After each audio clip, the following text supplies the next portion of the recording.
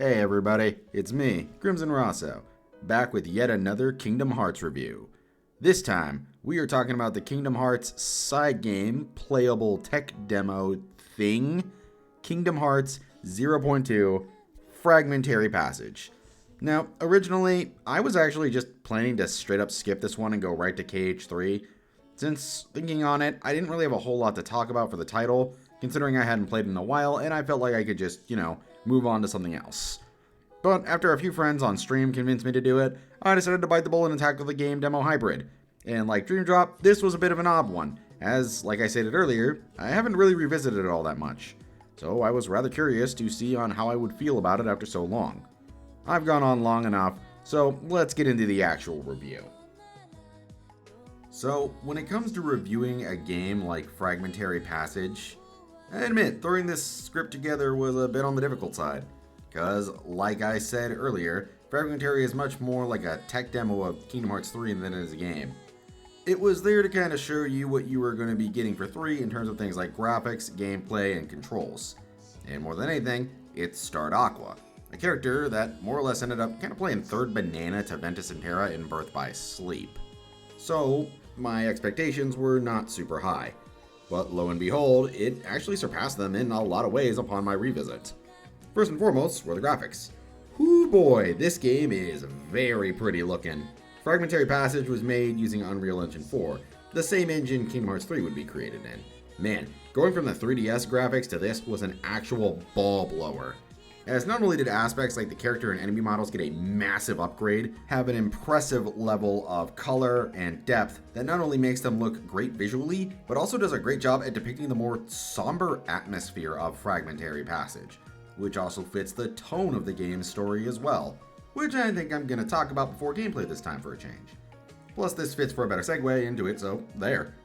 So Fragmentary Passage's story itself is a rather odd one, as it's not exactly a prequel, nor is it a sequel, but instead it's similar to the midquel style of storytelling games like 358 Over 2 Days or Recoded did. It takes place during the story of the first game, and focuses on Aqua and her journey throughout the Realm of Darkness, where she meets Mickey, helps them discover the location of the Keyblade of Darkness to seal away Kingdom Hearts. It's very straightforward, as you can tell from me telling you this, and while it is kind of interesting to learn how Mickey got the Golden Keyblade, the highlight of the game story is honestly Aqua herself. A character I admit to being rather critical of, as I feel like Birth by Sleep didn't exactly do her justice. But here, the way she's handled is absolutely fantastic. At this point, Aqua has spent what feels to be a decade in the Realm of Darkness, and this game takes a good long look at how much it has been affecting her, mainly through her thoughts and tone, as you see just how sad and lonely she is, how she misses the light, and most importantly of all, how much she misses her friends. And no matter how much she wants to go back to them, this realm continues to remind her that nothing is what she wants it to be. But at the same time, it's that very urge to see those that she cares for again that gives her a small sense of hope to keep going forward no matter how grim things look. It's honestly fantastic beyond belief, and not only turned my opinion on Aqua around, but most importantly, helped keep this game from being nothing but a Aqua is sad and lonely game, feel bad stuff. What can I say? I like a little bit of light in my darkness. And that's pretty much the entire story. Aqua wanders the Realm of Darkness, fighting to keep her hope alive. The Dark Realm keeps trying to beat her down. She meets Mickey, helps him find the key to lock the door of Kingdom Hearts. But before she can join them, the Demon Tower keeps her from leaving. And as she chooses to confront it, she vows to herself that one day she will reunite with Terra and Ven, and everyone will finally be happy again. It's short, but effective in what it sets out to do. And that's be an Aqua-centric midquel that fleshes out her character more. And that's all I have to say in terms of the story. So let's get into talking about the gameplay now. In terms of gameplay, it is what you've come to expect from the series. Fast, responsive action combat that relies on mixing speedy combos and magic to vanquish the enemies in your path. Outside of gameplay, you're doing some light platforming and puzzle solving, both of which were pretty fun. I think my favorite part of the game, puzzle-wise, was the World of Mirrors, where you had to time sections to match where the platforms would end up. It's probably one of the coolest platforming sections in the series, and I honestly kind of wish it made it into Kingdom Hearts 3. The game also brings back the style changes from Birth by Sleep, and you get two to choose from. The first is Aqua Spellweaver, and the second is Wayfinder, an Aqua Mickey team-up style that has them comboing every fool on the field. And those are the classic gameplay mechanics we all know and love, alongside Shotlock, of course. But what about the new additions to gameplay? Well, for starters, Fragmentary is the game that introduces the Grand Magic mechanic. A skill where, after using a set amount of a certain magic, you gain the ability to launch a supercharged, stronger variant of that spell. An example is using enough Thunder Gust allows you the option of using Thunderjaw. Of course, in Fragmentary, you have access to all the Gust spells, so your Grand Magic is basically battle-ending insanity in the best way possible. Let me tell you, nothing feels quite as satisfying as dropping a gigantic-ass Thunderjaw and turning every Heartless into nothing but cosmic dust. Of course, that isn't the only new aspect of gameplay, as there was also the introduction of missions. See, Fragmentary Passage introduces a sort of special mission list that varies from doing tasks like gaining enough levels, to beating certain enemies with magic, to beating certain bosses. And each time you complete them, you obtain a cosmetic item to equip onto Aqua. These cosmetics range from cat ears, angel wings, to even some different designs for Aqua's outfit. This is one of those mechanics that I'm genuinely upset that they didn't bring back in 3. Imagine being able to change up Sora, Donald, and Goofy's outfits whenever you wanted. Massive missed opportunity considering all the different outfits in that game. And finally, there was the introduction of Kingdom Hearts' first ever New Game Plus system, where once you beat the game, you can restart a new file with all of your items and several of your objectives completed. Plus, you now gain access to unlocking a special gauntlet boss rush that's oh so satisfying to partake in. Honestly, another thing that I was disappointed wasn't included in 3. At least they added in with the big Remind update, so there's that at least.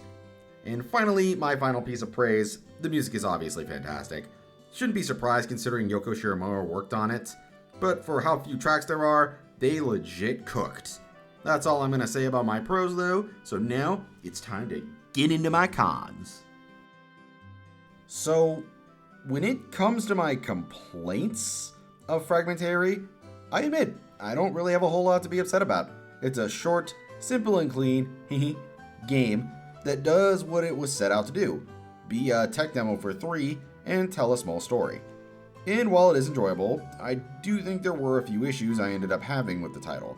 First off, the mission objectives. Now, I praise these additions in pros, and I still do think these are an interesting idea, but they come with a singular flaw. Good God, they get boring. Not all of them are, sure, but God, are most of them a slog. I don't know whose idea it was to make a level-based one on a game with very few areas to actually fight enemies and grind, but Jesus did these objectives lose their luster like halfway through. They were a good idea, they just needed some better execution. Another issue of the gameplay was the combat itself.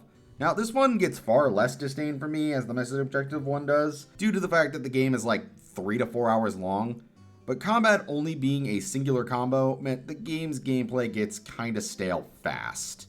I love Kingdom Hearts combat, and while Fragmentary's isn't bad by any stretch, its one singular combo didn't exactly inspire me to jump into a New Game Plus right off the bat. I honestly wish that they at least gave you a new combo, or even a new style change in the New Game Plus to make it a bit more enticing. The final gameplay issue I had was in terms of bosses.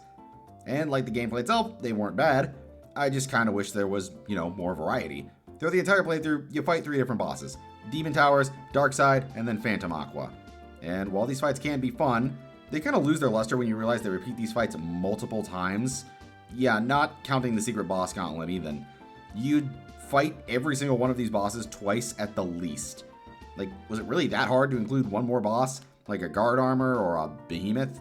Did we really need to make Aqua's boss like 4 times? No, I guess not. I guess so, because they were in the game.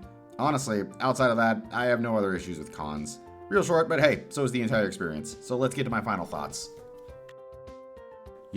After finally going out of my way and visiting this game again, I think I can say that Fragmentary Passage is a much better game than I remember it being. I actually have a lot more appreciation for it now and even view it as pretty underrated. I'd still say we would kind of place it in sort of the middle grounds of the titles, but honestly, I have a lot more positives than negatives. And that's why I think my final rating for this title is a pretty solid overall 7 out of 10. And that's the end of the review. Much shorter than I anticipated, but at the same time, I kind of guessed it would be, considering how little I had to say in the first place. And with that, we have another Kingdom Hearts game finished, which means it's time for... Oh no! This is gonna be a bloodbath. Alright, I gotta go start this. like, sub, notifications, comments. You guys know what to do. See you next time.